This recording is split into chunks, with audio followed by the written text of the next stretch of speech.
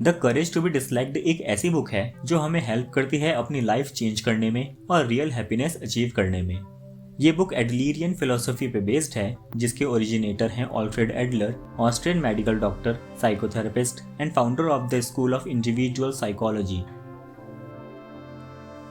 अगर हमें लगता है कि हमारा पास्ट ही हमारे प्रेजेंट को डिटरमाइन करता है, तो हम अपना फ्यूचर चेंज नहीं कर पाएंगे। इस केस में हम डिटर्मिनिज्म का शिकार हो जाते हैं, जिसका मतलब ये है कि हम ये मान लेते हैं कि हमारा प्रेजेंट और फ्यूचर जैसा भी है वो हमारे पास्ट की वजह से ही है। लेकिन एडलरियन फिलोसफी में हम अपने पास्ट के कॉजेस पे ध्यान नहीं देते, बल्कि प्रेजेंट गोल्स पे ध्यान देते हैं। हम अपनी लाइफ को इसलिए चेंज नहीं कर पाए हैं क्योंकि हमने डिसीजन लिया है कि हमें अपनी लाइफ चेंज नहीं करनी है।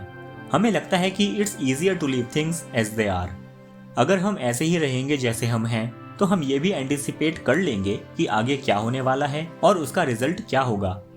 जैसे अगर आप कोई पुरानी कार चलाओगे जिसमें कुछ प्रॉब्लम हो, तो आपको पता होगा कि इस कार को कैसे चलाना है। मतलब उस कार में जो कमी है उसको आप ठीक नहीं करोगे, बल्कि खुद को ही एडजस्ट कर लोगे ताकि आप वो कार ठीक तरह से चला पाओ। लेकिन अगर आप कोई न्यू लाइफस्टाइल चूज करोगे, तब आप या और कोई भी प्रिडिक्ट नहीं कर पाएगा कि आपकी लाइफ में आगे क्या होने वाला है, क्योंकि किसी को नहीं पता कि आगे क्या सिचुएशंस बनेंगी।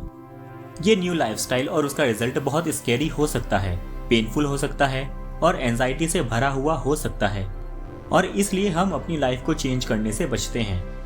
हम चूज करते हैं कि हमें अपने ड्रीम्स को फुलफिल नहीं करना है। हम किसी भी काम से कमिट नहीं करते हैं, क्योंकि हमें अपने लिए हमेशा ये पॉसिबिलिटी ओपन रखनी होती है कि अगर हम ये ट्राई करेंगे तो हम इसे कंप्लीट भी कर लेंगे। कोई भी इंसान अगर कोई काम करता है तो उसमें गलती तो हो ही जाती है, इसलिए कोई काम ना करके हम क्रिटिसिज्म से बचते हैं, हम रिजेक्शन से बचते हैं। लेकिन इस प्रॉब्लम का सॉल्यूशन है करेज। हमें ज्यादा ना सोचते हुए काम पे ध्यान देना चाहिए और उसे कंप्लीट करने पर ध्यान देना चाहिए। इमेजिन करिए कि एक आदमी कॉफी शॉप में बैठा हुआ है और गलती से वेटर ने उसके ऊपर कॉफी गिरा दी। उस आदमी को गुस्सा आया और वो चिल्लाने लगा।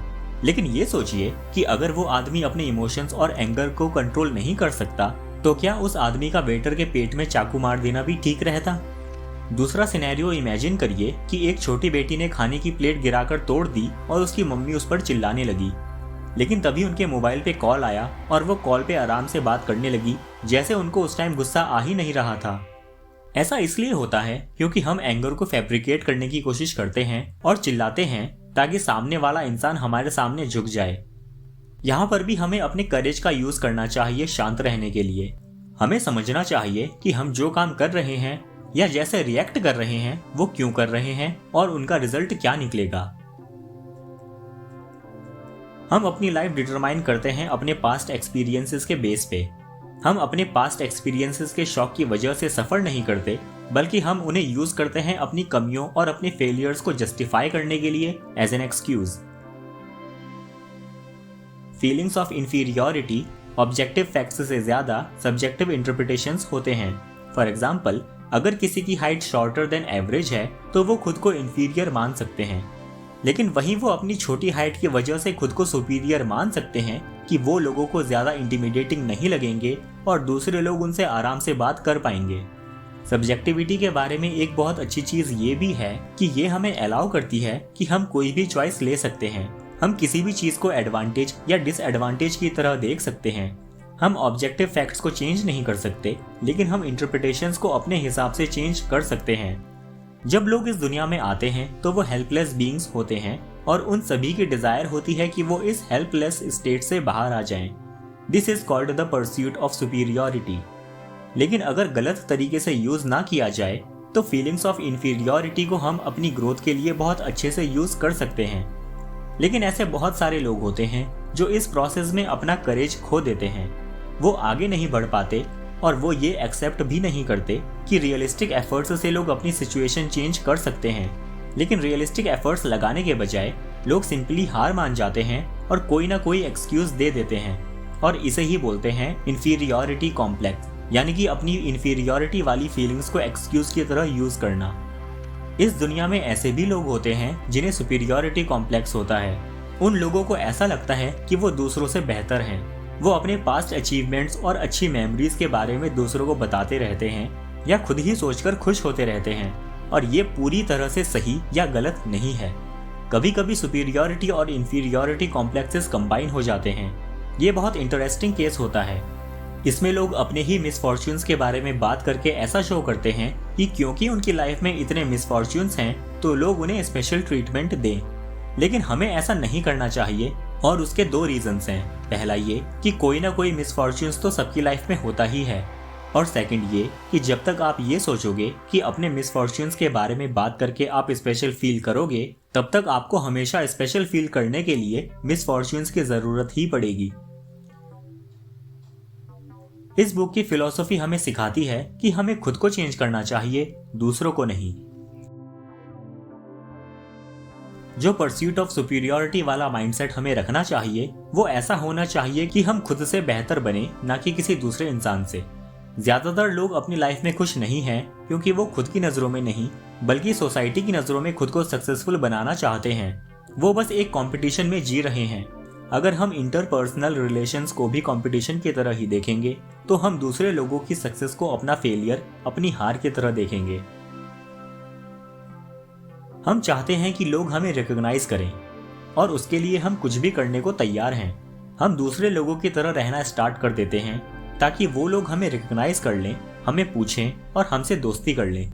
यानी कि हम खुद को नहीं बल्कि दूसरों को सेटिस्फाई करने के लिए जीने लग जाते हैं और इसलिए हम खुश भी नहीं रह पाते। इसलिए हमें ये नहीं सोचना चाहिए कि दूसरे लोग क्या सोचते हैं, एज लॉन्ग एज हम उन लोगों को परेशान नहीं कर रहे हैं जो लोग हमें रियल में प्यार करते हैं और आगे भी करते रहेंगे अनकंडीशनली। कई बार हम सोचते हैं कि हम जिसके साथ रिलेशनशिप में हैं वो ही इंसान हमारे रिलेशनशिप को कंट्रोल कर रहा है। हम सोचते हैं how does that person feel about me, और इसी सोच में हम बस अपने पार्टनर को सेटिस्फाई करने की कोशिश ही करते रहते हैं। अगर हम हमेशा अपने पार्टनर के रिकॉग्निशन के लिए जिएंगे तब तक हम अलाउ करेंगे अपने पार्टनर को रिलेशनशिप कंट्रोल करने के लिए। लेकिन बेस्ट रिलेशनशिप वही है जिसमें दोनों पार्टनर्स एक दूसरे को सपोर्ट करें और एक दूसरे की लाइफ बेहतर बनाने की कोशिश करें। अगर रिलेशनशिप में हम अपने पार्टनर को प्रेज करते हैं तो ऐसा करते हुए हम एक हायरार्की बना देते हैं कि हम अपने पार्टनर से ऊपर हैं। इसलिए हमें प्रेज करने के बजाय ग्रेटिट्यूड शो करना चाहिए। सिमिलरली हमें रिलेशनशिप में ये भी नहीं सोचना चाहिए कि हमारा पार्टनर हमें प्रेज करे, क्योंकि उससे फिर से रिकॉग्निशन वाली प्रॉब्लम स्टार्ट हो जाएगी। इंटरपर्सनल रिलेशनशिप का गोल होता है द फीलिंग ऑफ कम्युनिटी। इसमें हमें सिर्फ अपने बारे में ही नहीं बल्कि दूसरों के बारे में भी सोचना चाहिए। जो इंसान सेल्फ सेंटर्ड होता है और दूसरों के लिए कॉन्सर्न नहीं होता, वो ऑब्सेस्ड होता है डिजायर ऑफ रिकॉग्निशन से, और इसलिए वो इंसान सिर्फ अपने बारे में ही सोचता है कि मैं दूसरों की नजरों में अच्छा इंसान बन जाऊं। लेकिन जब सेल्फ सेंटर्ड लोगों को दूसरों से रिकॉग्निशन नहीं मिलता है तो उन्हें बुरा लगता है और इनके रिलेशंस भी खराब हो जाते हैं। इसलिए हमें ऐसा नहीं सोचना चाहिए कि what will this person give me, बल्कि हमें सोचना चाहिए कि what can I give to this person. इसके साथ ही हमें सिर्फ एक कम्युनिटी में ही नहीं रहना चाहिए। ये दुनिया बहुत बड़ी है और इसमें हर किसी इंसान के लिए बहुत सारी अपॉर्चुनिटीज हैं। इसलिए हमें इस दुनिया को एक्सप्लोर करना चाहिए और अपनी कम्युनिटीज को एक्सपेंड करना चाहिए। इसके लिए हमें 3 चीजें चाहिए होती हैं। सेल्फ एक्सेप्टेंस, हमें खुद को एक्सेप्ट करना चाहिए। ये हमारे हाथ में नहीं होता कि हम किन क्वालिटीज के साथ पैदा हुए हों, लेकिन जिन भी क्वालिटीज के साथ हम पैदा हुए होते हैं हमें उनका यूज करके अपनी लाइफ चेंज करनी चाहिए। कॉन्फिडेंस इन अदर्स, अगर हम किसी के साथ डीप रिलेशनशिप एस्टेब्लिश करना चाहते हैं तो हमें उनके अंदर कॉन्फिडेंस रखना होता है। हमें उन पे भरोसा करना चाहिए और साथ ही उनके बारे में कंसर्न भी रहना चाहिए। कंट्रीब्यूशन टू अदर, हमें दूसरों की हेल्प करनी चाहिए। उनके काम में कंट्रीब्यूट करके हम कम्युनिटी के गुड मेंबर बन सकते हैं और साथ ही अपनी वैल्यू भी शो कर सकते हैं।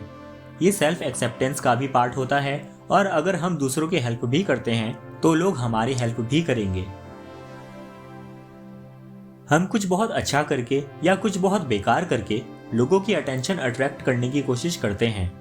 हमें लगता है कि उससे हम एक स्पेशल इंसान बन जाएंगे। मे बी हम ऐसा इसलिए करते हैं क्योंकि हम जैसे हैं उसे हम एक्सेप्ट नहीं करना चाहते, क्योंकि वो बहुत नॉर्मल है। अगर हम ये माने कि लाइफ है पहाड़ पर चढ़ना और हमारा ऑब्जेक्टिव है पहाड़ के टॉप तक पहुंचना, तो सारी जिंदगी हम पहाड़ पर चढ़ते ही रह जाएंगे। लेकिन अनफॉर्चुनेटली अगर आप माउंटेन टॉप तक नहीं पहुंच पाए तो कोई आपकी लाइफ को कैसे डिफाइन करेगा? क्या उसकी नज़रों में आप एक फेलियर बन जाओगे? इसलिए हमें लाइफ को एज अ लाइन नहीं ट्रीट करना चाहिए जिसका सिर्फ एक स्टार्टिंग पॉइंट और एक एंड पॉइंट हो, बल्कि हमें लाइफ को सीरीज ऑफ डॉट्स कंसीडर करना चाहिए जहां पर हर एक डॉट है प्रेजेंट मोमेंट। हमें उस डॉट को, उस प्रेजेंट मोमेंट को एंजॉय करना चाहिए और पास्ट और फ्यूचर के बारे में ज़रूरत से ज़्यादा सोचकर ज़्यादा परेशान नहीं होना चाहिए। आई होप ये वीडियो आपको अच्छा लगा होगा।